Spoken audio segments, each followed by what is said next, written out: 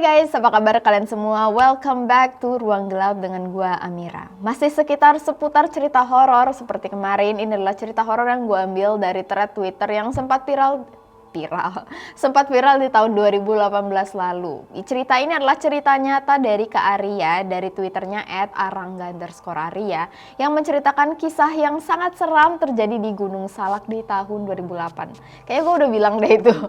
Di mana salah satu anggota mendakinya berubah menjadi pocong. Untuk kalian yang nggak percaya cerita horor, anggap saja ini cerita hiburan karena memang ini menurut gue sangat menarik ceritanya, kayak cerita horor di film-film atau bioskop. Dan ini merupakan thread Twitter pertama dan yang paling membekas di otak gue saat ngomongin thread horor. Itu pasti gue langsung keinget cerita Kak Angga. Bahkan sebelum ada cerita KKN Desa Penari, cerita ini udah duluan menggait banyak para kaum Twitter yang gak pernah berhenti main Twitter seperti gue. Oke, ini langsung aja kita masuk ke ceritanya. Welcome to Ruang Gelap.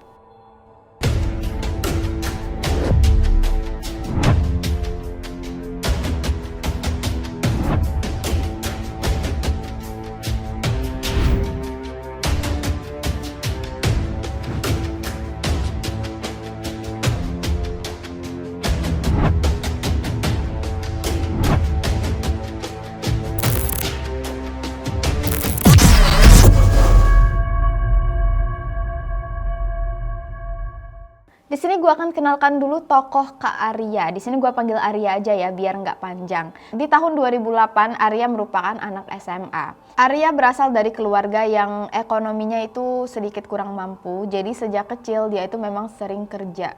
Mulai dari jualan koran, jadi kuli panggul.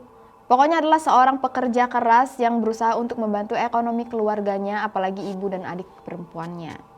Saat semua orang pergi study tour ke Jogja, sekolah kan diliburkan. Jadi Kak Arya ini malah ke pasar untuk bekerja. Seperti biasalah, dia ini emang orang yang sangat giat bekerja. Nah, waktu dia lagi di pasar, lagi jadi tukang kuli, dia ketemu dengan kakak kelasnya, cewek. Disamperinlah oleh kakak kelasnya. Arya, kamu kenapa di sini? Kamu gak ikut study tour? Nah, oleh si kakak kelasnya ini, Arya diajak untuk datang ke rumahnya, untuk diajakin ngobrol lah pokoknya. Dikasihlah nomor HP, alamat, sama ongkos, pokoknya oleh si kakak disuruh datang ke rumahnya. Jadi, Arya ini langsung pulang ke rumah, malamnya langsung ke rumah si kakak kelas. Nah, waktu dia sampai di rumah si kakak kelas, dia itu dikenalkan dengan abangnya si kakak kelas ini. Kita bakal panggil dia si abang. Nah, di sini ngobrol lah Arya, si abang, sama si kakak kelas. Kakak kelas sama si abang ini baik banget. Mereka pokoknya bilang, ya udah Arya kalau butuh apa-apa ngomong aja sama mereka, nanti mereka bantuin. Dan tiba-tiba si abang ini bilang ke Arya, Arya kamu mau nggak kerja sama abang aja? Nah, di sini si abang nawarin Arya untuk kerja jadi tour guide pendaki Gunung Salak. Dan di situ si Arya langsung mau karena memang bayarannya lumayan gede, 500.000 untuk 4 hari 3 malam. Dan itu di tahun 2008 ya, untuk anak SMA pasti udah banyak. Ya udah, jadi si Arya ini langsung pulang, besoknya langsung ketemuan sama si abang dan rombongan yang mau mendaki di Lido. Nah, ternyata rombongan yang dibawa mereka ini itu berjumlah 7 orang, terdiri dari 3 cewek dan juga 4 cowok. Mulailah mereka mendaki gunung. Si abang jadi pemimpin rombongan, sedangkan Arya itu jadi orang yang ngangkatin barang yang lain. Karena dia juga baru pertama kali datang ke Gunung Salak. Sampai akhirnya di jam 5 sore, karena semua udah mulai pada capek, mereka bangunlah tenda. Nah, tendanya itu ada 3. Satu tenda untuk si abang sama Kak Arya, satu tenda untuk cewek, satu tenda lagi untuk cowok. Jadi ya 3 tenda. Tenda cewek itu ada di tengah-tengah posisinya. Malam pertama di gunung, mereka pada bikin api unggun, pada nyanyi-nyanyi, gitaran, main game sambil bakar jagung. Ada nggak sih bakar jagung? Oh, ada. Dari semua rombongan, Arya ini yang paling muda, umurnya 17 tahun. Sedangkan yang paling tua itu si abang. Si abang umurnya 27 tahun. Yang lain di dalam rombongan itu umurnya sekitar 23-25. Setelah ngumpul-ngumpul, satu persatu dari mereka ini mulai ngantuk dan pada balik ke tenda masing-masing. Besok harinya mereka lanjut untuk ngedaki lagi. Selama ngedaki nggak ada banyak hal yang aneh, sampai akhirnya ya udah malam kan, mendirikan tenda lagi. Kayak biasa 3 tenda. Nah, di situ mereka pada ngumpul-ngumpul tuh. Dan saat itu cuaca emang lagi dingin banget, sampai salah satu dari cewek yang namanya Ririn ini masuk ke tenda untuk ngambil mantel. Tapi ternyata mantelnya ini nggak kunjung ditemukan. Jadi dia nanya sama yang lain, ada yang lihat gak mantel putih punya aku? Itu mantel punya bapak aku, kalau hilang bisa-bisa aku bakal kena marah, mana aku belum izin lagi. Pokoknya dia bilang kayak gitu ya. Ya udah tuh semuanya pada ikut nyari, tapi ternyata dicek satu persatu juga nggak ada di dalam tas mereka. Jadi dibilangin ya udah besok pagi aja kita langsung cari lagi, karena nggak mungkin juga itu ada bercacaran dimanapun kan, pasti ya adalah di antara salah satu tenda. Karena cuaca udah mulai makin dingin dan pada ngantuk, baliklah mereka satu persatu ke tenda masing-masing lagi. Nah, Arya sama si abang ini kan tugasnya memang jaga malam. Waktu mereka berdua tuh masih bangun, mereka ngelihat keluar, itu tiba-tiba ada penampakan putih-putih melayang. Nah, di situ si abang langsung nyenggol si Arya. Arya, lu lihat gak ada yang melayang tuh? Terus si Arya langsung jawab, iya tuh ada putih-putih apa ya? Dan pas dia mikir, anjir, sorry, gue kayak ngeliat something yang lewat. Oh my god. Oke, kita lanjut aja ya. Nah, setelah mereka liatin lagi, putih-putih ini ternyata bukan pocong maupun kuntilanak, tapi ini adalah mantel. Dan di sini mereka mulai mikir, wah jangan-jangan itu mantel yang dicari oleh si Ririn. Ditanyalah oleh si Arya, bang itu kayaknya mantel si Ririn deh yang tadi hilang, apa kita ambil aja? Dijawab oleh si abang, udahlah nanti aja lah, kayaknya mantel itu dipakai sama jin, jadi mending kita ambil nanti aja, jangan diganggu. Ya udah kan, si Arya juga ngikut aja. Siapa coba yang mau ngambil mantel kayak gitu lagi melayang-layang ditarik ya kan? Siapa tahu memang ada something yang nggak kelihatan yang lagi pakainya. Sumpah merinding sih. Diliatin terus sama mereka kan, mantelnya tuh emang kayak berjalan, kayak dipakai oleh sesuatu yang nggak kelihatan. Nah mantelnya ini juga jalan kayak ngelilingin tenda-tenda mereka. Sudah kan, sampai tiba-tiba mantelnya hilang, nggak tahu kemana. Terus si abang mulai ngantuk. Arya, kamu jaga duluan ya, kamu baca doa deh, nanti kalau udah giliran abang bangunin aja. Jadi ceritanya mereka ini giliran jaga. Gak lama kemudian si abang tidur nih, jadi si Arya mulai jaga, sendirian. Tiba-tiba dari tenda cewek keluar Ririn sama Laras. Nah si Ririn sama Laras ternyata mau pipis dan mereka minta temenin turun ke bawah, ke dekat sungai. Nah si Arya langsung bangunin si abang kan, bang bangun bang. Si Laras sama Ririn mau minta temenin ke bawah. Terus si abang gak bangun-bangun, jadi ya udah sama si Arya dia tinggalin aja si abang. Turunlah dia dan Ririn ke arah sungai. Waktu mereka lagi turun jalan ke bawah, tiba-tiba ada yang panggil, Rin tunggu. Nolehlah mereka bertiga. Suaranya cewek. Si Laras sama Ririn bingung, siapa yang manggil? Mita kan lagi tidur, masa itu suara Mita? Nah di sini ya udahlah mereka kan mulai takut. Jadi si Ririn bilang, ya udahlah, udah nggak usah dihirauin, kita langsung aja pipis, soalnya udah nggak tahan lagi. Janganlah lagi mereka turun tuh ke sungai. Nah pas mereka jalan ke bawah, tiba-tiba mereka menemukan si mantel putih. Si mantel putih itu tiba-tiba udah ada aja di atas batu gede di tengah sungai. Jadi si Arya disuruh untuk ngambil mantelnya. Si Ririn langsung bilang, ini siapa sih yang ngeprank? Dan di situ Arya dalam hati langsung mikir, ya ampun itu mantel nggak ada yang naruh di situ. Itu mantel kan emang jalan sendiri dipakai oleh jin. Tapi dia nggak berani ngomong, dia diem aja.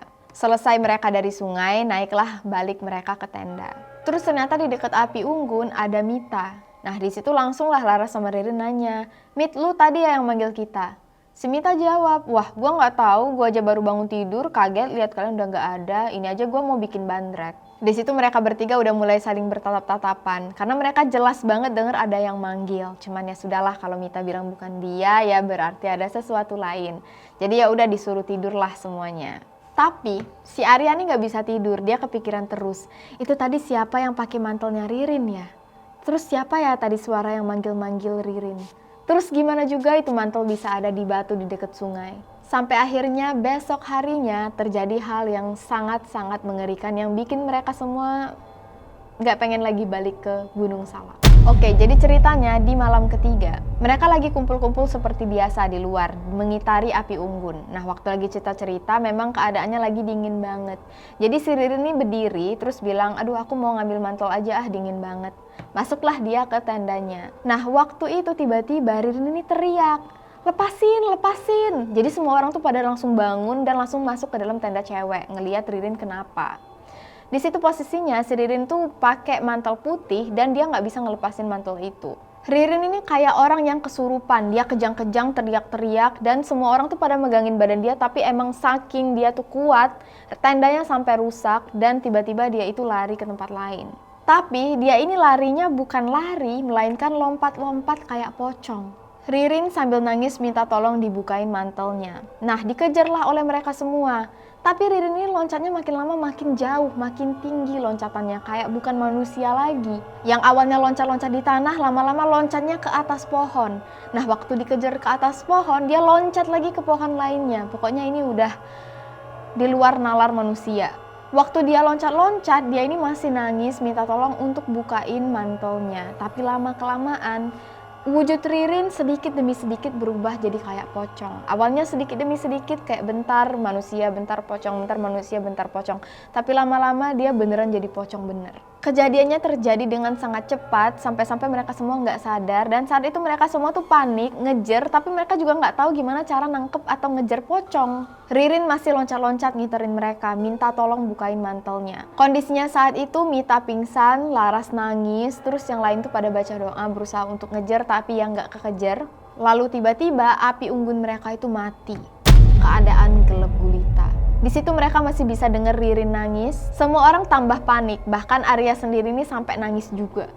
Nah, karena mereka bingung, jadi mereka memutuskan untuk turun dulu dari gunung, minta tolong ke perkampungan terdekat. Jadi mereka dalam gelap itu berusaha untuk beres-beres semua peralatan mereka. Saat itu sekitar jam 3 sampai 4 pagi. Di perjalanan turun gunung, mereka ini tetap masih diikuti oleh si pocong Ririn. Masih minta tolong untuk dibukain mantelnya. Gua cannot imagine, gelap-gelepan turun ke bawah, takut, nangis, diikuti sama temen yang berubah jadi pocong. Bisa bayangin gak sih di tengah hutan, di tengah gunung? Dan di situ Ririn mohon untuk jangan ditinggalin, dia mau ikut pulang juga. Sampai akhirnya Arya dan rombongannya sampai di perkampungan terdekat dan di situ mereka akhirnya dapat sinyal HP.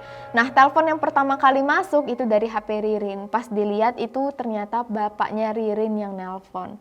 Diangkatlah oleh Laras. Di situ Laras sudah nangis. Bapaknya Ririn langsung nanya, "Kalian di mana? Kalian di gunung ya? Bilangin sama Ririn jangan dipakai mantel bapak." Dijawablah oleh Laras, "Pak, gak tahu Pak, ini kenapa Ririn berubah jadi pocong ya? Kita gak tahu nolonginnya mau kayak gimana." Bapaknya Ririn ini langsung marah. "Oke, kalian langsung kasih tahu saya alamatnya, saya datang ke sana juga." Sembari nunggu bapaknya Ririn datang, mereka semua memutuskan untuk beristirahat di rumah si Abang. Nah, sampai akhirnya datanglah bapaknya Ririn ke rumah si Abang, dijelasin bahwa Ririn berubah jadi pocong, mereka nggak tahu kenapa dan mereka bingung juga gimana cara nangkepnya. Dijelaskanlah oleh si Abang gimana kronologi Ririn bisa berubah jadi pocong dan di situ mereka baru tahu kalau ternyata bapaknya Ririn ini seorang pemuja.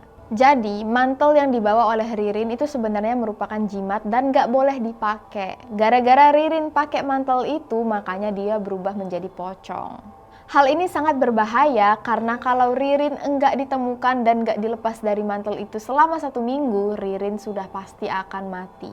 Besoknya, bapaknya Ririn mengadakan sayembara, memanggil semua orang pintar yang ada di daerah sana untuk bantuin dia nangkep Ririn. Imbalannya nggak main-main, apapun yang diminta oleh si orang pintar, si bapak bakal penuhin asalkan Ririn bisa selamat. Teman-teman Ririn semuanya disuruh pulang ke Jakarta, sedangkan si Abang dan Arya ini diajak untuk naik gunung lagi nyari Ririn. Jadi malamnya mereka ini semua pada naik gunung lagi, bikin tenda lagi, dan mulai berjalan mengitari gunung, kali ini untuk menangkap pocong Ririn.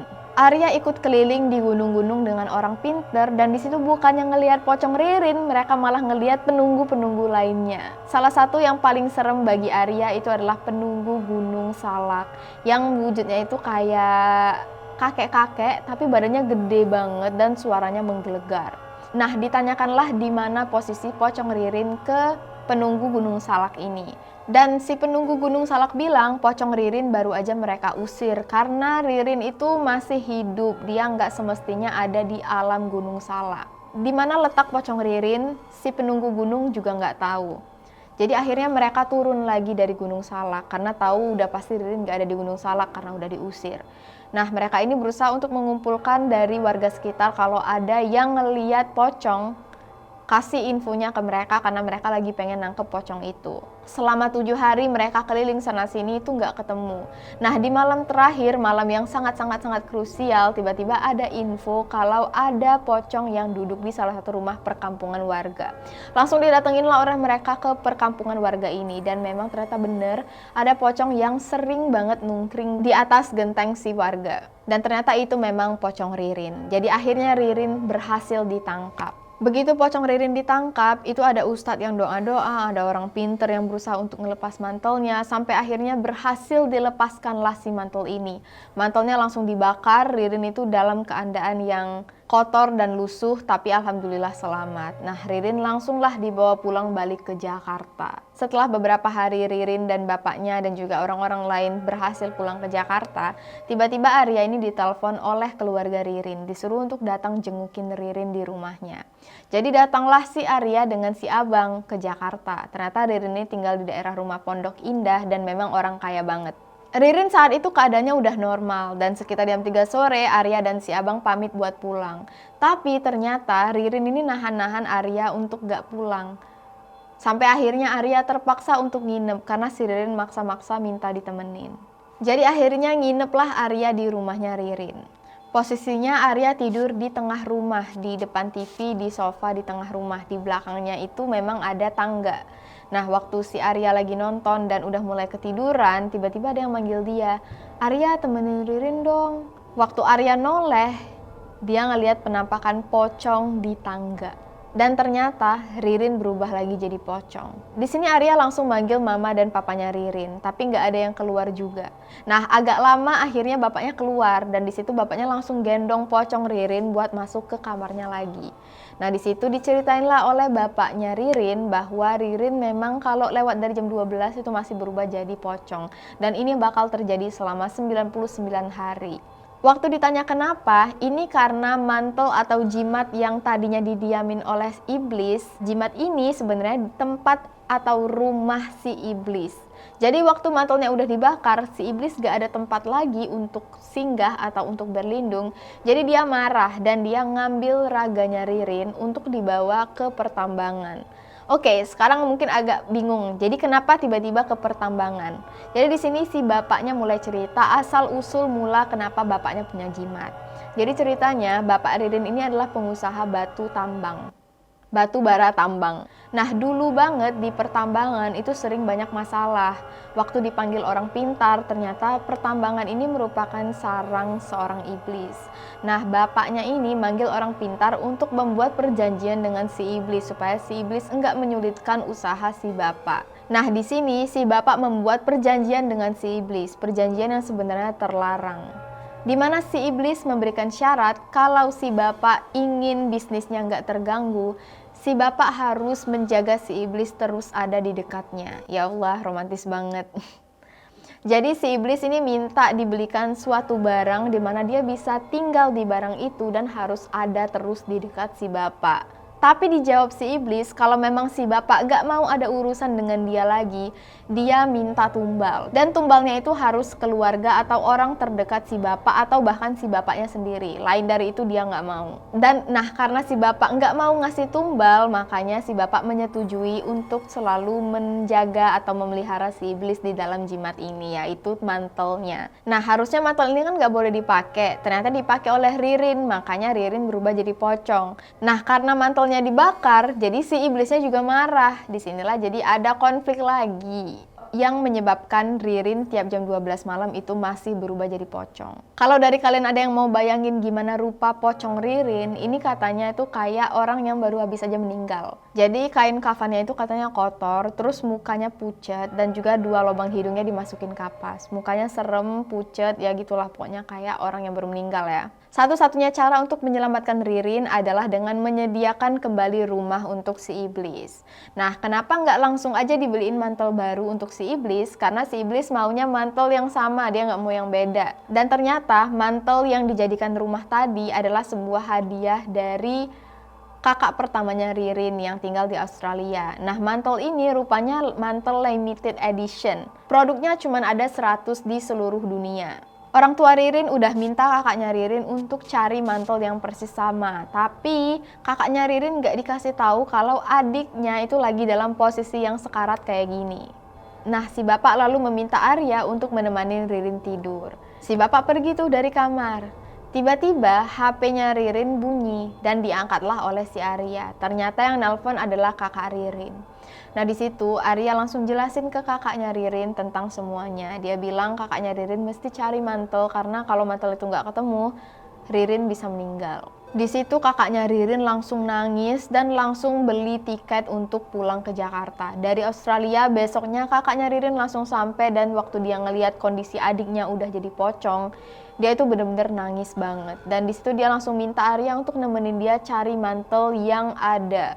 Ternyata kakaknya Ririn sudah sempat cari informasi tentang 100 mantel itu, dan ternyata ada satu orang kaya di Jakarta yang punya mantel yang sama. Nah, oleh kakaknya Ririn dibawalah Arya untuk ketemu sama si ibu yang punya mantel ini. Awalnya si ibu nggak mau ngasih mantelnya, tapi setelah dengar cerita kisah Ririn dan juga kakaknya itu melis-melis banget, minta mohon banget sampai sujud, si ibu akhirnya ngasih mantel itu cuma-cuma. Padahal udah ditawarin mantelnya mau dibeli dengan uang ratusan juta, bahkan kunci mobil. Tapi ya karena ibu ini udah kasihan, dia bilang ya udah kamu ambil aja, anggap hadiah buat adik kamu, moga adik kamu sembuh. Jadi begitu mereka udah dapat mantelnya, langsunglah diadakan langsunglah diadakan langkah akhir di mana si setan bakal dimasukkan kembali ke mantel supaya raganya Ririn itu dikembalikan secara sempurna. Nah, ritual langkah akhir ini dilakukan di rumah di lantai 1, sedangkan Arya, kakaknya Ririn, sama Ririn itu ada di lantai 2. Jadi Arya dan kakaknya Ririn ditugaskan untuk pegangin badan Ririn sambil nunggu aba-aba dari bawah. Kalau misalnya Ririn minta tolong dibukain, mereka disuruh untuk buka tali pocongnya Ririn. Sebenarnya langkah akhir ini sangat berbahaya, karena hasilnya bisa menyebabkan antara Ririn selamat atau Ririn meninggal. Nah, mereka dikasih tahu kalau misalnya Ririn bilang dia kepanasan, mereka berdua harus buka tali pocongnya Ririn. Gak lama kemudian Ririn bilang dia kepanasan dan langsunglah dibuka oleh Arya dan kakaknya Ririn. Akhirnya ritual langkah akhir ini berjalan dengan sukses. Ririn alhamdulillah balik lagi. Dan juga ini sukses ya, iblisnya balik, Ririnnya balik. Sedikit demi sedikit wujud Ririn yang awalnya pocong berubah jadi kembali lagi jadi wajah dia dan tubuhnya. Mantel juga ternyata berhasil dilenyapkan, jadi akhirnya Ririn terbebas dari semua pergelapan atau perjanjian gelap antara bapaknya dan si iblis. Tapi akibat kejadian ini Ririn harus kehilangan setengah nyawanya. Jadi misalnya nih Ririn harusnya hidup 60 tahun. Dia jadinya cuma hidup 30 tahun aja. Pokoknya gitulah kalau dari ceritanya. Supaya Ririn enggak trauma dengan apa yang dia alami, ternyata orang-orang pintar ini juga menghilangkan 2-3 tahun ingatan Ririn yang paling terakhir. Jadi Ririn nggak inget dia pernah naik gunung, dia nggak inget dia pernah berubah jadi pocong. Pokoknya dia ingatan terakhirnya itu jauh banget, 2-3 tahun sebelumnya. Supaya Ririn nggak curiga, oleh orang tuanya Ririn dibilang bahwa dia ini kecelakaan, jadi dia lupa ingatan. Dan sampai sekarang Ririn sama sekali nggak tahu bahwa semua hal ini menimpa dirinya. Buat kalian yang penasaran, oke sekarang Ririn di mana? Ternyata Ririn ikut kakaknya tinggal di Australia. Sedangkan Arya ya menjalankan hidupnya seperti biasa.